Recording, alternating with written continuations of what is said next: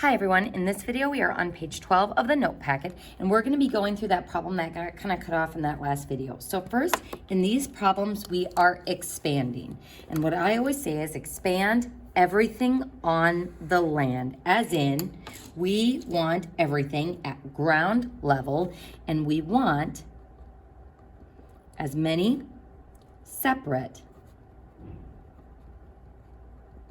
simple logs as possible. We want as many separate simple logs as possible. So if I look at example 1, we have log base 2 of this one answer part, 3x to the 4th times y. So what we want to do is break this up into separate simple logs. So since we are trying to expand, we are moving this way. So we are looking for what operation exists in the answer part, and thus what operation will we use to expand it into separate logs. So in the answer part, these three items are separated by multiplication. So to expand it to separate logs, we will join them by addition. So that means log base 2 of 3 goes with the first log, plus our next answer part joined by multiplication, log base 2 of x to the 4th plus log base 2 of y. So the multiplication turned into addition for expansion. And notice that we have the word log written in front of each of those answer parts.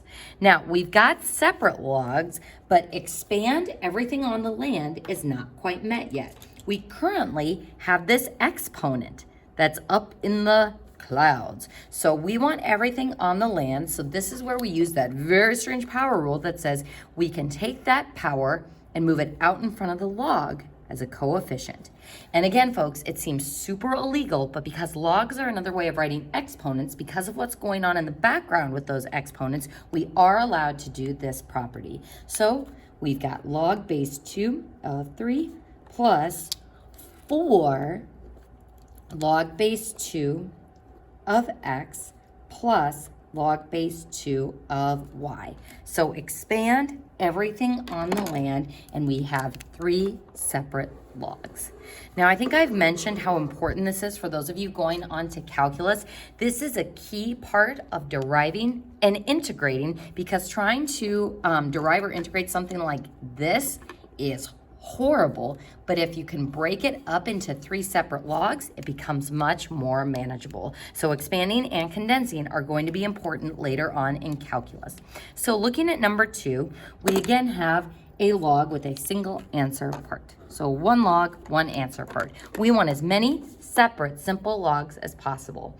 Now this one's a little bit tricky because there are 2 operations occurring in the answer part of the log. We've got multiplication between the a squared and the b, and we've got division between the top and the bottom. So if we want to expand this, the multiplication will turn into addition of 2 separate logs. So log a squared, hey, what's our base here? Since there's no base explicitly written, this is the common log, or log base 10. So log a squared plus log b, and our division in the answer part turns into subtraction when we expand the log. So minus log c. So multiplication to addition, division to subtraction. So expand everything on the land. We're almost done, but we still have that power hanging out in the clouds. So expand everything on the land. We use our power rule and move that 2 out in front as a coefficient. So 2 log a plus log b minus log c. And I can't break it up any further. That's as simplified as this will go. Now the next one, it gets a little bit trickier, and I actually want you to put a star by this problem. On this problem, we have one log, one answer part, and we have 2 operations going on in the answer part. We've got multiplication between q squared and r cubed, and then I have division. Now, what makes this problem tough is I am dividing by both of these. So as far as the operation within the answer part, I'm dividing by q squared and I'm dividing by r cubed. So if it helps you, you can think of this as p times 1 over q squared times 1 over r cubed. So both of these are in the denominator, so I'm dividing by both of them. So that's going to affect how we expand these. So first, we've got log base 5 of p. Next, to join the p to the q squared, we are separating those logs by subtraction. So log base 5 of q squared. Then r cubed is also on the bottom, so minus log base 5 of r cubed. Now, if it helps you, if I think about using my power rule and moving the coefficient back up as an exponent, what happens if I move that negative back up with q squared? It becomes q to the negative 2, we get a bad attitude and we send it downstairs. If I move that negative back up as a power with r cubed, that gives the r cubed a bad attitude and sends it downstairs. So both of these are separated by subtraction, but this is the one that tends to throw students off. So this is why we've got a star on this problem, because that second item is getting divided as well. So now, expand everything on the land. We're gonna take those powers up in the clouds and move them out in front as coefficients. So log base 5 of p minus log base 5, oops, sorry, I forgot the 2 out in front, minus 2 log base 5 of q, and then minus 3 log base 5 of r. Expand everything on the land. And that's our final answer. Now, in the next section, we are going to be doing it in reverse. We are going to condense the logs, and we want to get it down to a single logarithmic expression. Now, something that's tricky is you can only condense logs without coefficients. If it has something out in front, you can't condense. So notice that in our properties, these logs only have a coefficient of 1. Same with these logs. So make sure before you use your condensing properties that you don't have any coefficients. And we're going to try to get these to be a single log expression.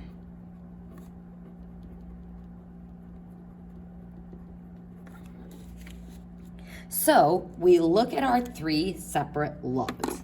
Now, these are separated by addition, and these are separated by subtraction. So to condense them into a single log, we are going to have to manipulate the answer parts. Now, as I'm looking at these first 2 logs, can I condense these? The answer is no, because we have a coefficient out in front of that second log. So how can we move that coefficient so that these logs are both have a coefficient of 1? We're going to do the opposite of the power rule, and we're going to take that coefficient and send it back to the clouds. So when you condense, send your coefficients to the clouds. Expand everything on the land, condense coefficients to the clouds. So I'm going to take that 2 and send it back as a power of that answer part. So this will be x squared. And while we're at it, let's go ahead and move that coefficient of 6. Now the negative you can go ahead and leave because that indicates what operation you are going to be condensing with. So once I move that, I'm going to go ahead and rewrite this out. We've got log base 3 of 5 plus log base 3 of x squared minus log base 3 of z to the 6th. So now let's go ahead and condense these first 2 logs. These ones are separated by addition, so we are going to condense them by multiplying the answer parts. So separated by addition, we'll condense by multiplying. So when I condense those two logs into a single log, we have log base 3 of 5x squared. So condense 2 logs to 1 log. Now for our next logarithmic expression, we've got log base 3 of z to the 6th. These two are separated by subtraction.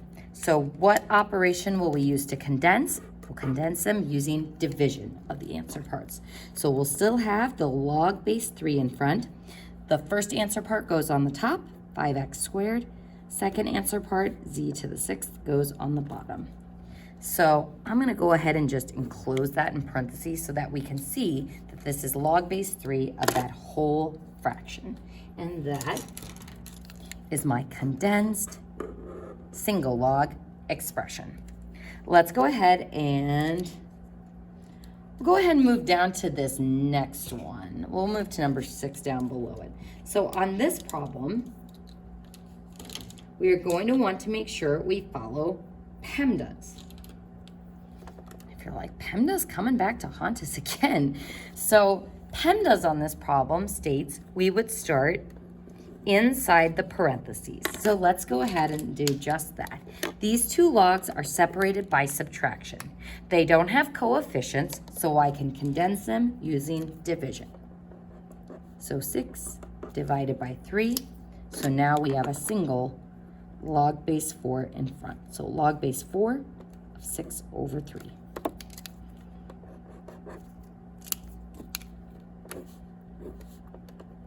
And a coefficient of 2 out in front. Now, this log has a coefficient, so since I'm going to be condensing, I'm going to go ahead and send that to the clouds. Now, normally we don't put decimals up as exponents, so let's go ahead and change that to the 1/2 power. So log base 4 of 25 to the 1/2 power. And what do we know about 25 to the 1/2 power? Well, that's the same as having log base 4 of the square root of 25 power 1 divided by index of 2. So this turns into log base 4 of 5. So sweet, we actually can do some full-on simplifying there to simplify that logarithmic expression down. Now on this one, we can do some simplifying as well. So log base 4, 6 divided by 3 is 2. So we want to condense, but before we can do anything with these two logs that are separated by addition, we're going to need to move that coefficient to the clouds. So send it up as a power of the 2. So log base 4 of 2 squared, which is 4. So log base 4 of 4 plus log base 4 of 5. These two logs are separated by addition.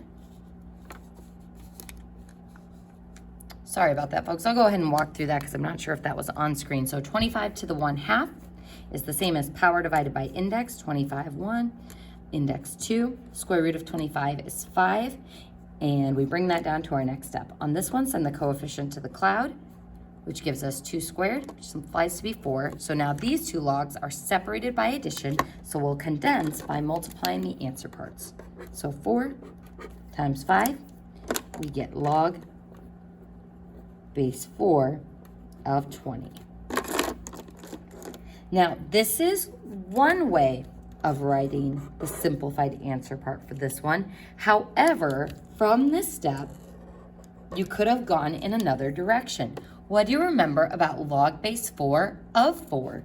Those cancel each other out, giving you 1, and then we would still have log base 4 of 5. So this would be another way of writing the same answer. So if you have any questions about that, or if my math lab is giving you issues, just shoot me an email and we can talk about whether your answer is valid. So let's go ahead and move up to number 5. Same thing, we're trying to condense. So I would start by sending all those coefficients to the clouds. So 2 becomes an exponent of a, giving me a squared, and 3 becomes an exponent of the c, giving me c cubed. So natural log a squared minus natural log of b minus natural log of c cubed. All right, now these two logs are separated by subtraction. So I'm going to go ahead and condense those first by dividing the answer parts. Now, if you're looking at this going, can we do this in one fell swoop? These are both separated by subtraction, so you'll see why this relates to the problem that we did above. So we're just going to start by doing one step here, and you'll see why in just a moment. So natural log of a squared divided by b. And then we have minus natural log of c cubed. Now these two logs are separated by subtraction, which means I will condense by dividing. So if I divide the answer parts, I'll get a squared over b and then divided by c cubed. Now, I don't know about you, but I look at that and go, gross. This is not simplified because we have a double fraction. So how do we make this look better? If I divide this fraction by this other fraction, and yes, c cubed is c cubed over 1, in order to divide by a fraction, you change it to be multiplying by the reciprocal. Or keep, change, flip, if you remember that from the middle school days. So this would turn into the natural log of a squared over b times the reciprocal of c cubed over 1, which is 1 over c cubed. So if I multiply straight across, then I get the natural log of a squared over b c cubed. So this goes back to that problem that we did above. Instead of doing all this multiplying by the reciprocal business, what we could have done was looked up at this step, and since I am subtracting both natural log of b and natural log of c, having this double minus sign indicates that both of those are going to end up going on the bottom of the fraction part of the answer part. So just like I needed minus signs in front of both of these to denote that those were both on the bottom, when I see two minus signs like that, that means both of those answer parts will end up being in the denominator. So that's kind of a little shortcut that you can use on the homework. And that concludes page 12 of the notes.